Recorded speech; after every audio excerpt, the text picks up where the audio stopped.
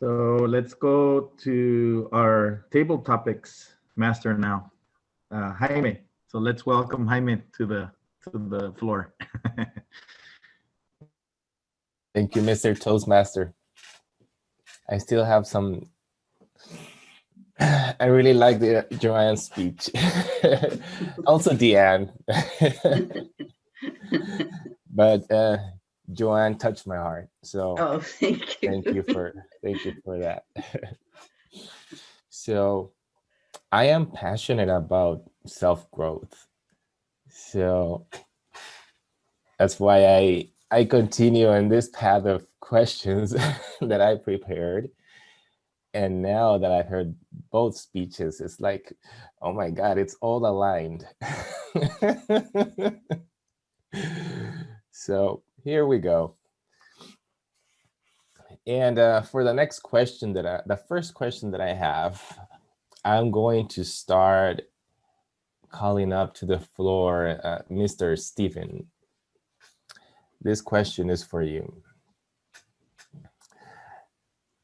What gets you excited about life?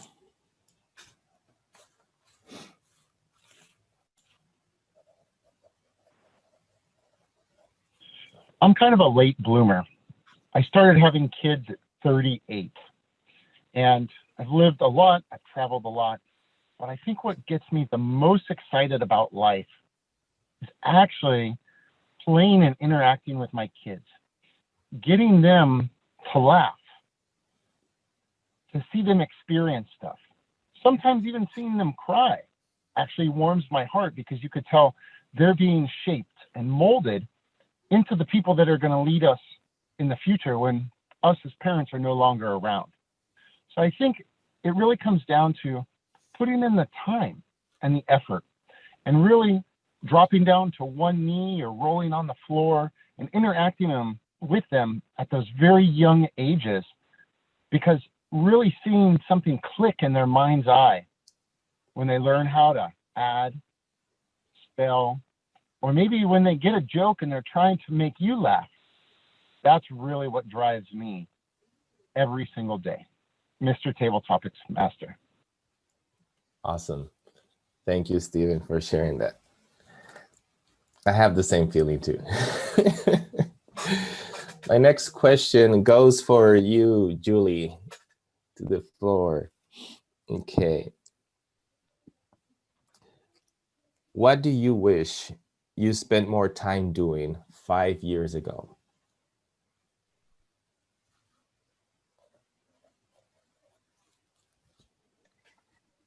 I'm actually going to change that to what I wish spending more time in over like about 20 something years ago. So I started my job in 1999. And part of my job is I have to speak in front of people, whether it's children or a city council once in a while, or Rotary or anything. And I went to a Toastmasters meeting. And the only people I remember is Jim Carrillo and Christy. And I go into the Old Republic building on Monterey Road, and I go in there. I don't remember who else is there. I just remember them. And I was just, probably my face was probably red the whole time, nervous, didn't want to say anything. And I don't remember how many times I went, but then I stopped going. It was 7:30 in the morning. I didn't think I could do it, even though it's like a mile from my house. And I just gave up. And I wish that I continued on that path, because I would be a little different person today. And I wish I had Toastmasters when I was in high school. I wish so back to the 1999, I should have gone, I should have done it. It's a challenge. It's like going to school. I should have just gone through it, and I would have been more confident.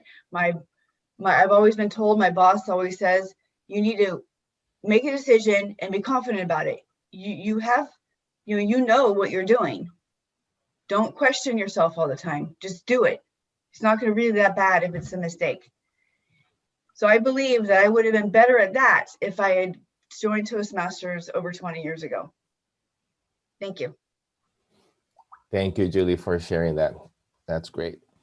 And speaking of mistakes, this question is for you, Mr. Chris. If we learn from our mistakes, why are we always so afraid to make mistakes?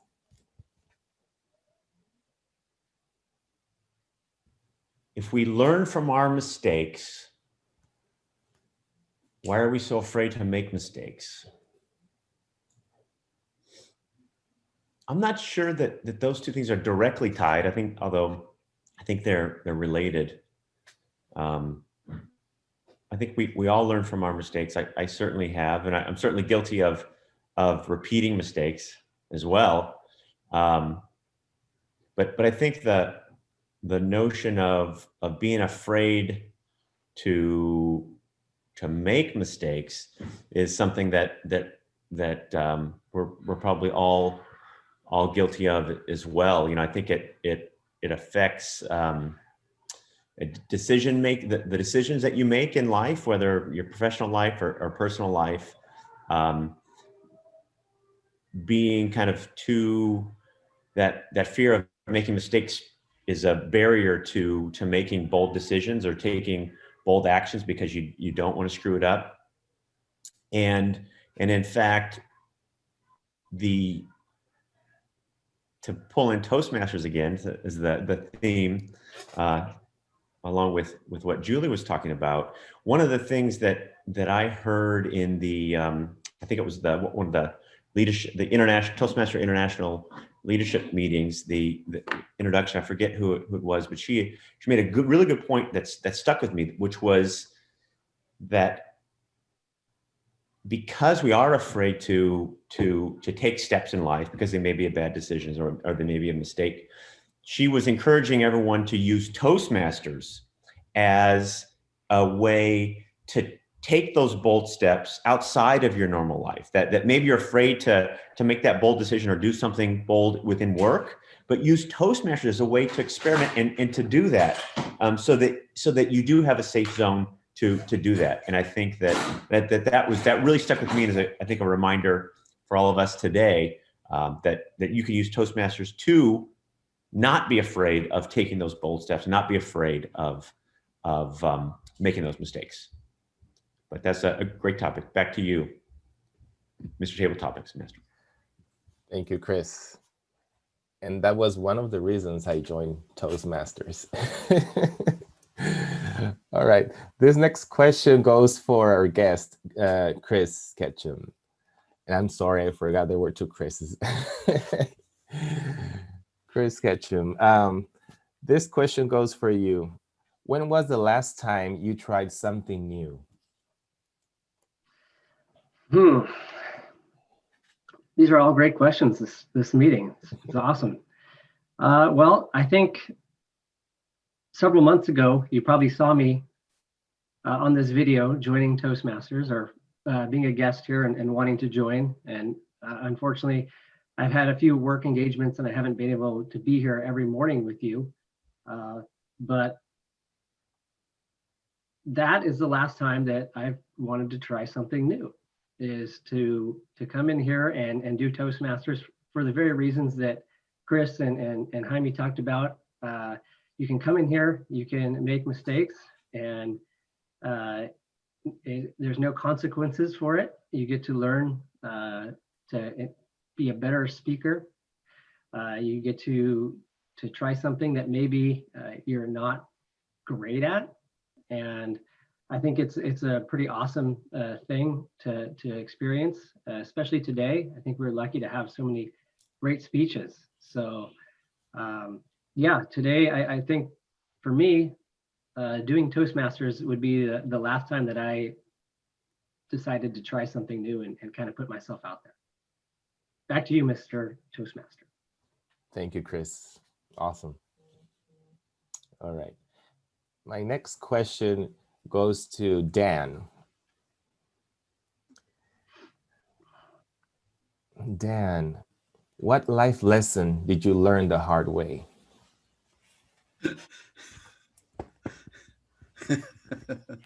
Are you seriously asking me that? Okay. Why don't you ask a more interesting question, like what life lesson did I learn the easy way? That would get me to think really hard. Okay. I'll try that next time. Okay. Life is tough. There's no doubt about it. And how we look at those kinds of situations that we learn from that were difficult, that we say were difficult, a lot of that is our perspective. And I think it's really important to bring that out because, you know, as Diane indicated and as or Dan, I'm sorry, indicated, and as Joanne kind of demonstrated, you can look at things in a multitude of ways. You can look at them obviously seriously, and you can be over serious about them. So I could potentially answer your question by bringing up a whole litany of things that have been just so difficult and challenging and have become a big sob story about myself. And is that the way we really want to view ourselves? I would suggest that we do take a page out of Deanne's book and Joanne's book and say, no, let's look at our past and chuckle a bit and not dwell so much on how difficult our life may have been, because I mean, let's face it, any of us here, I mean, we have a lot to be grateful for. It's been Thanksgiving season, obviously, and it's been a good time for that. But seriously speaking, we live a wonderful life. And compared to most people in the planet, you know, this is cliche-ish, but it's absolutely true. We live a wonderful life. We live better than any king and queen did before 100 years ago. Therefore, I won't answer your question because I just don't want to dwell on my difficult past. And I want to maintain a nice, upbeat perspective. And maybe that's a lesson that I have learned. And quite honestly, and obviously, a lesson like that is learned with some degree of difficulty. Back to you, Mr. Table Topics Master. Thank you very much, Dan. And because the time you have, it's not enough for answering the question. All right, thank you very much. Do I have time for another question? Yes, okay, this one will go to Ranjita. Ranjita, if I could grant you one wish, what would you wish for?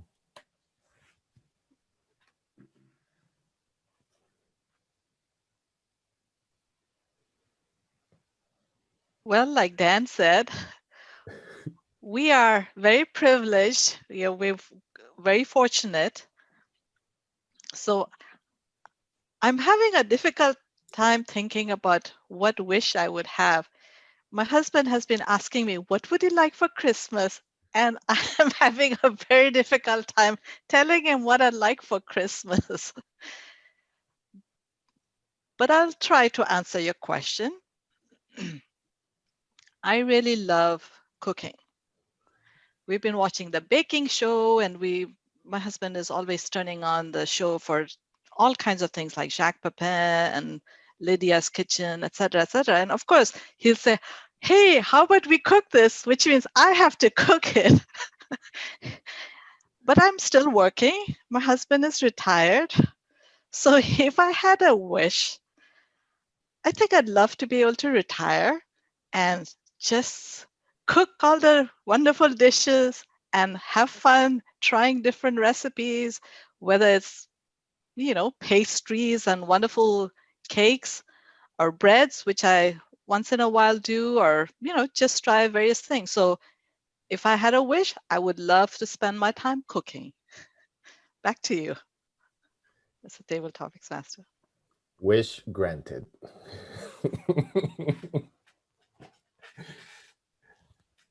All right. So just to wrap up here, I'm just going to go do a quick review of all the questions. So Stephen responded, what gets you excited about life? And you know what, guys? I got so excited about the questions that I forgot to write down the names of the rest. I just realized about that.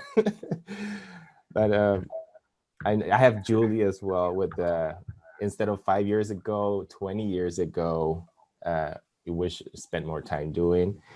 And Ranjita responded the wish, about the wish. Dan about the life lesson that he learned the hard way.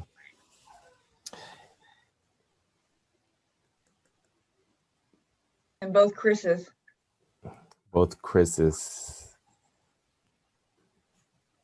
Yeah. When was the last time you tried something new? Was for Chris Ketchum, and for other Chris, if you help me. Oh, mistakes. Okay. I think I got everyone covered. So let's vote for the best response. Yeah. In your opinion. And back to you, Mr. Toastmaster.